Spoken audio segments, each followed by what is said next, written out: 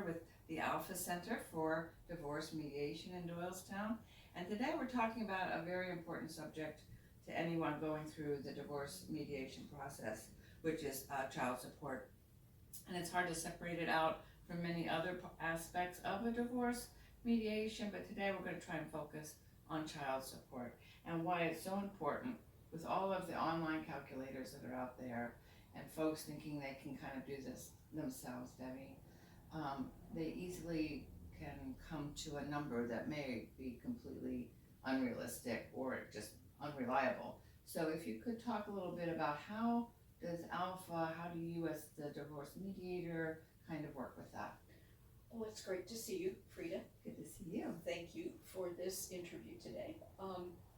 So the subject of child support, alimony, spousal support is a major one, I think, for any couple in divorce.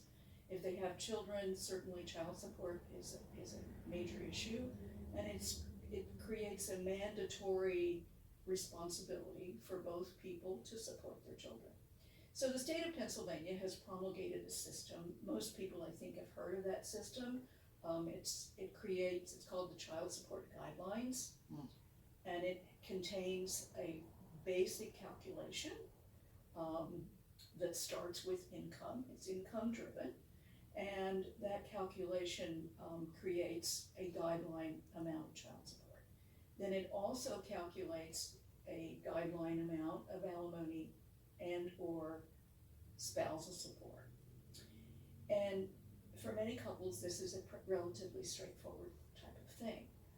But there are also many, many copycat calculators out on the internet, right? So couples thinking they can do this themselves often locate a calculator. Who knows where it came from?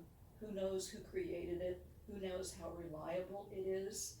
And so they use that calculator and they come up with a number, and that number may or may not be reliable, may not be reliable at all. And then there's also the secondary issue is if they may have found a reliable calculator, did they input the correct numbers? And that's where you come in. That's why having professionals come into this conversation and help guide this person, and as you said, provide the right data to make the correct and reliable calculation. Exactly. And what can happen is that for many couples, if they use a calculator that is not reliable, that doesn't use the basic analysis that should be used, then it could create untold amounts of, frankly, pain and suffering for the parties. If they input the wrong data, then they get a number, and oftentimes they latch onto that number, and it's not, again, as I said, it's not reliable, and so it creates expectations that are unrealistic. And you had an example of that in your own work, in your own practice here. I have had it happen on more than one occasion. I've been doing this a long time with the Office Center, and so I've seen every combination, right? And one of the things that can happen is that people input numbers into a calculator that's, again, unreliable. And it creates a number that someone decides is the appropriate number, and then it is not realistic. It's not something that would be reflected in a court system. It's not reflected in the official calculator, and so it causes an expectation that's painful for both parties. The person who's receiving the person who would be receiving that amount thinks they're going to be getting a lot more than they are entitled to, and the person who would be expected to pay that amount is suddenly faced with, gee, I'm not going to have enough cash flow to pay my own bills. So in my circumstances with this couple, I had to go back and correct all this. We had to look at what really should have happened and kind of course correct their entire mediation process. And that's so important because in the end, having those correct numbers will make all the difference going forward for likely years to come. sometimes Exactly. many years to come. And that's absolutely true, many Mhm. years to come, yeah. So in your experience, what do you recommend when someone comes to you and comes to Alpha and begins this divorce mediation process with you?